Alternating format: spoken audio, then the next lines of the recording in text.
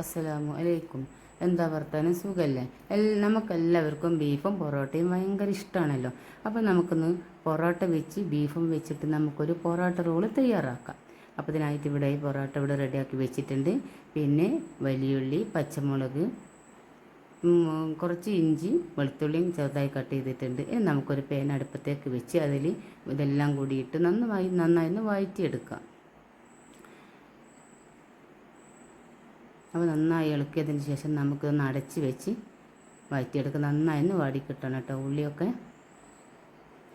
അപ്പോൾ ഇതിലേക്ക് നമുക്ക് ഉള്ളിക്ക് ആവശ്യമായ ഉപ്പ് ഇവിടെ ഇട്ട് കൊടുക്കാം. കാരണം ബീഫ് ഇവിടെ വരട്ടി വെച്ച ബീഫാണ്. അപ്പോൾ അതിലെല്ലാം ചേർത്തതാണ്. അതിൽ ഉപ്പൊക്കെ റെഡിയാണ്. ഇനി നമുക്ക് നന്നായി വഴന്നതിന് ശേഷം ഇതിലേക്ക് ഒരു തക്കാളി കട്ട് ചെയ്ത് ഇട്ട് കൊടുത്തിട്ടുണ്ട്. പിന്നെ അതിലേക്ക് ഒരു 1/4 ടീസ്പൂൺ മഞ്ഞൾപ്പൊടിയും, 1/2 ടീസ്പൂൺ കുരുമുളകിൻ്റെ പൊടിയും, 1/2 ടീസ്പൂൺ മല്ലിപ്പൊടിയും, അതേപോലെ 1/4 ടീസ്പൂൺ ഗരം മസാലപ്പൊടിയും ചേർത്ത് നന്നായി ഒന്ന് വഴറ്റിയെടുക്കാം. അതേപോലെ തന്നെ 1/2 ടീസ്പൂൺ മുളക് പൊടിയും ചേർത്ത് കൊടുക്കുന്നുണ്ട്. നന്നായി ഒന്ന് വഴറ്റിയെടുത്തതിന് ശേഷം നമുക്കിതിലേക്ക് നമ്മൾ നേരത്തെ വരട്ടി വെച്ച ബീഫ് ഇട്ട് കൊടുക്കാം. അപ്പോൾ ഇതെല്ലാം വരുന്ന ട്രൈ ചെയ്ത് നോക്കണം കേട്ടോ. വീഡിയോ ഇഷ്ടമായെങ്കിൽ ലൈക്ക് ചെയ്യാനും ഷെയർ ചെയ്യാനും കമൻറ്റ് ചെയ്യാനും മറക്കരുത്.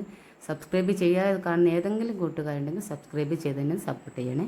നമുക്കിതിലേക്ക് ലാസ്റ്റായിട്ട് കരിവേപ്പിൻ്റെ ഇലയും മല്ലിയിലയും ചേർത്ത് നന്നായി ഇളക്കിയതിന് ശേഷം നമുക്കിതൊന്ന് മാറ്റി വെക്കാം. അപ്പോൾ നമ്മുടെ മസാല ഇവിടെ റെഡി ആയിട്ടുണ്ട്. ഇത് നമുക്ക് റോൾ തയ്യാറാക്കാം. അതിനായിട്ട് ഇവിടെ ഒരു ഫോയിൽ പേപ്പർ വെച്ചിട്ടുണ്ട്. അതിലേക്ക് ഒരു പൊറോട്ട വെച്ച് കൊടുത്ത് അതിൻ്റെ മുകളിലായിട്ട് നമ്മൾക്ക് ഈ മസാല ഒന്ന് ഇട്ട് കൊടുക്കാം.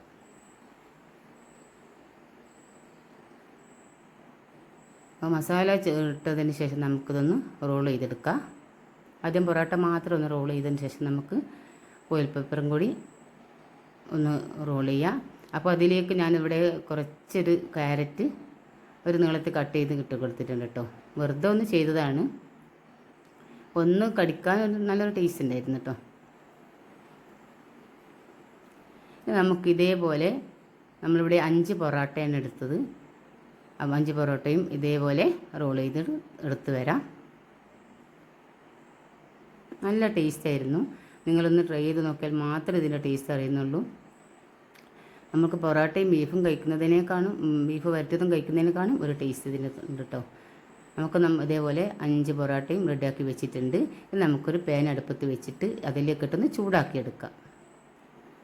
ഒന്ന് പ്രസ് ചെയ്ത് കൊടുക്കാം കേട്ടോ. ഒന്ന് നന്നായി ചൂടാകാൻ വേണ്ടിയിട്ടൊന്ന് പ്രസ് ചെയ്ത് കൊടുക്കാം. അപ്പോൾ ഇതാ അതേപോലെ 5 പൊറോട്ടയും റോൾ ചെയ്തു ചൂടാക്കി വെച്ചിട്ടുണ്ട്. നമുക്കിതൊന്ന് കട്ട് ചെയ്തെടുക്കാം.